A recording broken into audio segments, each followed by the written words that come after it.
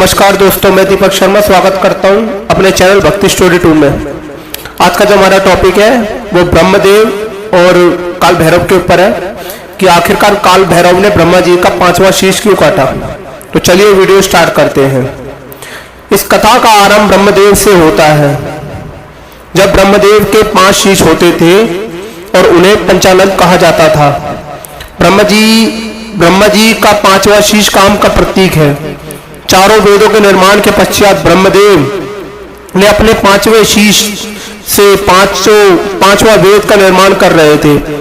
उस वेद में मनुष्य की विलासता, काम और व्यवचार का समावेश है।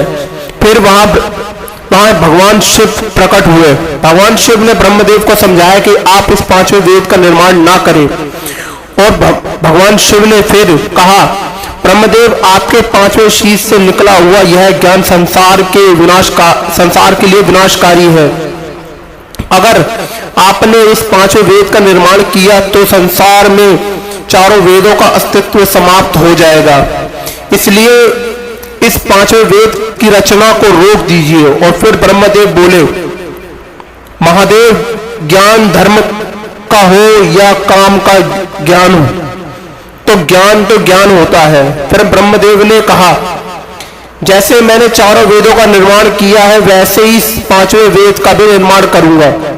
ब्रह्मदेव को अपने ज्ञान का घमंड हो गया था, इसलिए उन्होंने भगवान शिव की बात नहीं मानी। भगवान शिव ने उन्हें खूब समझाया, मगर अगर अपने इस 5वें वेद का निर्माण आप ना कीजिए तो संसार में चारों वेदों का ज्ञान समाप्त हो जाएगा। अगर आपने इस 5वें वेद का निर्माण किया तो। फिर भगवान शिव ने क्रोध में आकर अपनी जटा से काल भैरव को उत्पन्न किया। फिर वहां काल भैरव प्रकट हुए। उन्होंने भगवान शिव को प्रणाम किया। भगवान शिव ने उनसे कहा, ब्रह्मदेव का 5वां वेद नष्ट कर दो और उनका 5वां शीश को भी नष्ट कर दो, जो इस 5वें वेद का निर्माण का कारक है।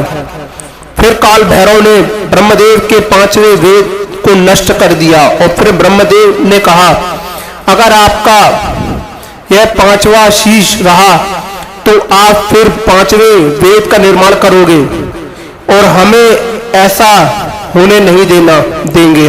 हम ऐसा होने नहीं देंगे। फिर उन्होंने ब्रह्मदेव का 5वां शीश काट दिया। और फिर ब्रह्मदेव बोले, काल भैरव, आपने मेरा 5वां शीश काटकर आपके ऊपर ब्रह्म हत्या का पाप लगा है, इसलिए हम आपको श्राप देते हैं। जिस आवेश में और क्रोध में आकर आपने हमारा शीश काटा है, उसी क्रोध की अग्नि में आपका शीश हमेशा जलता रहेगा। ब्रह्मदेव ने उन्हें श्राप दिया।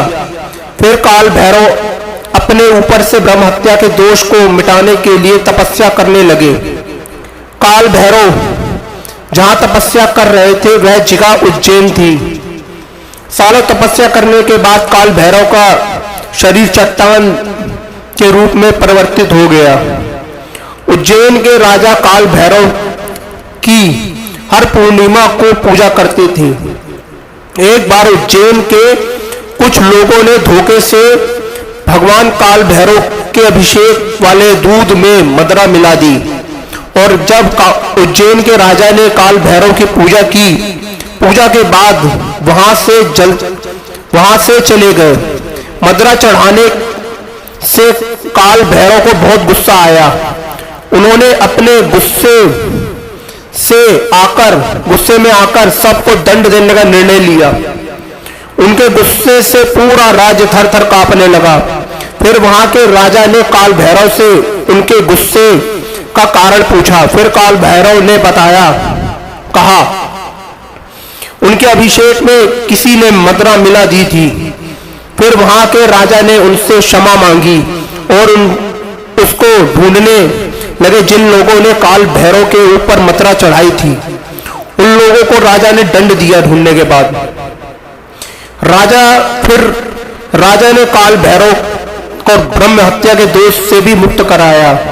फिर काल भैरव ने सबको क्षमा कर दिया और कहा कि आज से हमें प्रसाद के तौर पर मदिरा का भोग लगेगा।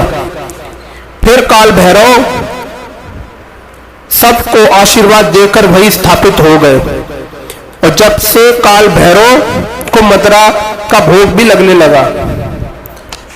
तो आपने देखा कि किस प्रकार भगवान शिव के समझाने पे काल भैरव ने ब्रह्मदेव का सर काटा। अगर आपको हमारी ये वीडियो अच्छी लगी हो तो चैनल को सब्सक्राइब करना, वीडियो को लाइक करना, कमेंट करना। आपको वीडियो कैसी लगी? नमस्कार।